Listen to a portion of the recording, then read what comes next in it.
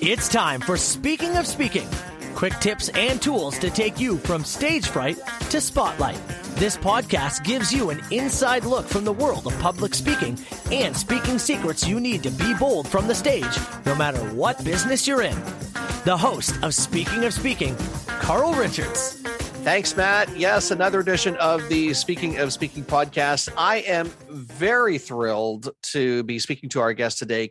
Starr Taylor has been an entrepreneur since the age of, get this, since she was 17. She was basically born an entrepreneur. Not saying she was born at 17, but she was basically, really exposed to the entrepreneurial world at a very, very young age. She is a publisher. She has a company called Starr House Publishing. If you've been following the podcast or been seeing any of my social posts, you know that I am in one of the books that Carol has done recently called Voices. It's a great book. I'm not just saying that because I'm in it, but that's how Carol and I met. And I'm so glad that we can chat today. And we're going to be chatting about a number of things, but the focus of this conversation will be about stop talking about your business, start being yourself.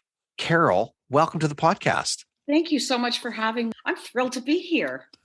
I'm so glad you're here. Usually it's you in control of the conversation because that's what the publishing process has been like with you. But now I get to turn the table a little bit and put the questions onto you. So you were an entrepreneur at the age of 17. How did that start? Let's talk about that first. How did that all begin?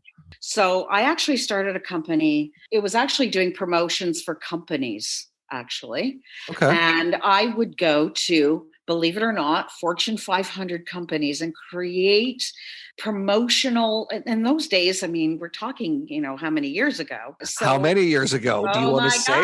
Well, I'm going to be 58 this month. And so 17 was quite a long time ago. So there was no cell phones. There was no, social media. So you pounded the pavement. Yeah. There was no desktop publishing or things like that you do. So, I mean, when you build a catalog, you actually have to call the companies themselves. So I did a lot of different things. Even when I was 17, I actually became a real estate agent when I was 17 and would knock on doors. Yes. So I used my business and then I ended up doing toys and gifts and things like that for Christmas and seasonal. And it was just all kinds of different things. I would open myself up and look at the opportunities, and it paid my rent at the university. And then I ended up renting a space in a place that would be, I guess, like a permanent flea market type of place where I'd have like a very elaborate store.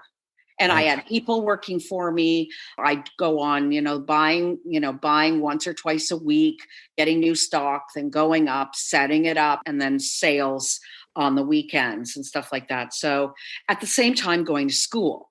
Mm-hmm. So yeah, I've always been entrepreneurial. I've always done something. Everything that I do is about the experience. So somebody has to have a takeaway, a personal takeaway. To be a published author, for example, is, I believe, a huge accomplishment. Accomplishment. And you should be rewarded for it. And you should feel special because you are special. And you should have an event, or you should have something, not just, getting books in a box, which that's great. But it's also about how does that make you feel? And even the ones that couldn't make it because of the location, because they're in the US or the UK or Dominica, but they felt part of it and they felt connected during the launch together and afterwards as well. And some of your listeners are going to see that there's going to be a cross-pollination. There's going to be other authors talking about their stories. And that's about creating community and getting the word out. And because I believe that you matter. And when you go through life and believing that you, Carl, and you so-and-so, and you so-and-so, that you matter, you do everything that you possibly can to make sure that they feel that they know that you're present, that they matter. Mm-hmm. Yes, absolutely. And you've certainly done that multiple occasions. I mean, you have a huge list of people that you've helped get published. And I want to take a moment and talk about publishing. And then that's going to, I think, seamlessly transition into the stop talking about your business, start talking about yourself. How did you get into the publishing side of things? What was the transition into that? I had a lot of things I wanted to say, and I was going through my transformation. I felt that I was ready. I was ready to say what I had to say, whether anybody was listening or not. And so at the time I was going, because I've always been a very outgoing person, but nobody's really knew who I was. So you could be out and still. And I thought to myself, often I felt like I was a square, basically that square peg going and trying to fit into a round hole. And I never found my tribe. So I ended up starting a group on Facebook, which people, if you remember back when nobody posted inspiration, when nobody posted any of that stuff, people thought I was wackadoodle. What kind of group is this? And I was kind of like, I wanted people to feel connected, because I felt that if I am this kind of person and I'm outgoing and everything like that, but I found it difficult to find my tribe to resonate with people, like on a real soul, personal level. And I felt if I'm like this, there's got to be people just like me. And so I started the SiSTARhood many years ago, again, before, and the group really swelled really quickly. And at that time, and I never monetized from the group, and I still don't. Wow. For me, it's all about community and being, where people can have a safe space to share if they so choose, or just pop in to see some inspiration, or pop in. And I do let people promote their stuff, because I believe in small business and I believe in supporting one another. So for me, it is about community and people finding friends all over the world. And some of the connections, and I would be doing huge events for that. Oh my God, I did tons of huge events. For our 1-year anniversary, I had 150 women. I had the largest potluck in the GTA that ever happened. I had fire eaters. I had burial people. I had a professional MC. It was free to attend. I had real gala linens, like with, you don't understand. It was about giving back to my SiSTARhood and showing my gratitude. So I called it a gratitude feast. And it was the largest gratitude feast in the GTA. And for me, that was a huge thing. And from that, and even before that, I wrote my book. I sought out, I didn't publish it myself, but I did believe in paying to publish. My thought process hasn't changed, but I thought that I would seek out the best that I could. And I thought I did. And nothing I paid for actually was what I had thought I paid for. Oh, wow. It came back with quality. So it ended up being something that it was a substandard, and I was embarrassed to put my name on it. And I then had that gone with the wind moment and said, basically, if God is my witness, nobody is ever, ever going to experience this under my watch. Nobody. That when you put your name on something, you're going to be proud. You're going to be proud. And if you think you're paying for professional services, you better be paying for professional services. If you're paying for shelf quality book, man, oh man, it better be a shelf quality book. And so again, I think that this kind of segues to even our next, part of the conversation was stop talking about your business and talk more about yourself. Yeah. And I think that I started doing that long before all the marketing gurus said it, and being your vulnerable self, because I've always been my vulnerable self. But they're all saying it now, right? That's their key message, authenticity. And it's almost to the point of ad nauseum because they're all saying that. But stop talking about your business, start being yourself. And I know, having been in the compilation Voices and in the next compilation Grit. And by the way, my guest today is Starr Taylor. We're having a great discussion. As Carol just mentioned, stop talking about your business, start being yourself. You've lived that, you've been that. Why is that so important? Well, I think that, the business that we have, the majority of people, I would say that the days of us having a 30 or 40 year career with the gold watch at the end of it at one company is, a dinosaur. And so many of us wear different hats and have even at the same time and try new things and do new things. So it really isn't about necessarily what you do, but people gravitate to you as a person. And so I think being yourself, where people feel that they can connect with you. I mean, it's not that you don't have anything private. Of course, you've got things private in your life, but it's a question of always being yourself. I remember years ago, people would meet me offline and be shocked to say, and they'd say, but you're the same on social media as you are in person. I went, yeah. And I thought to myself, why is that so shocking? And then I started looking around. And so being yourself, and always, I think that people gravitate to the person. There's a trust factor, there's an authenticity factor. And I always believed in being your authentic self, even before it became the thing to do. And so I think that when people gravitate to you, and naturally, they're going to be interested in what you're doing at the time. And I think that whatever you decide to do and you're passionate about it and you're good at it, I think that elicits confidence in not only in yourself, but in the people around you and your potential clients. You know, my whole thing in being a seasoned entrepreneur is by saying, nobody's going to do business with you if they don't know you or like you. Yeah. So I've had people who are now in Grit, the new compilation that's coming up, that have told me that they've been following me for years. So I know that there are. So, know that there are people. And one thing that have been pointed out to me was, man, oh man, you're consistent. Your message has been consistent for, since I've been following you. And you show up every day. And I think that is an important component.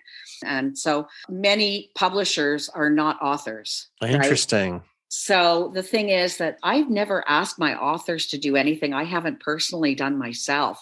Right. I've put pretty much my entire life on the table and basically said, this is my life. This is what I've been through, all of these different things. And then even in topics of conversation on a one-on-one, I will share some personal nuggets that I've never written about, but I will, share certain things that will also, believe that, you're not alone in the world. And I think that to feel that you belong, to feel that you are, you are enough, that to me is the foundation for everything. It gives you that magic. It gives you that inspiration that if they can do it, I can do it too.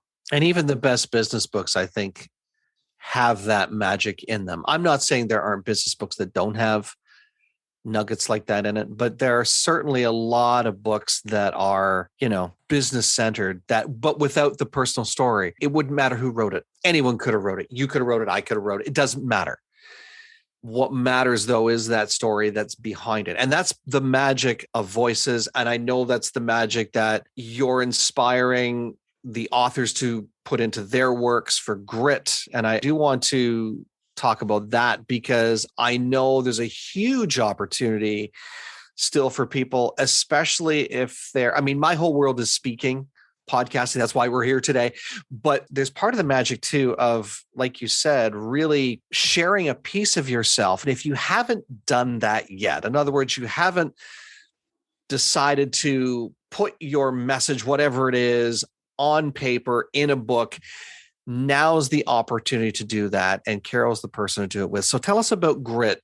So the Grit it's part of your story and the inspiration that comes from your lessons.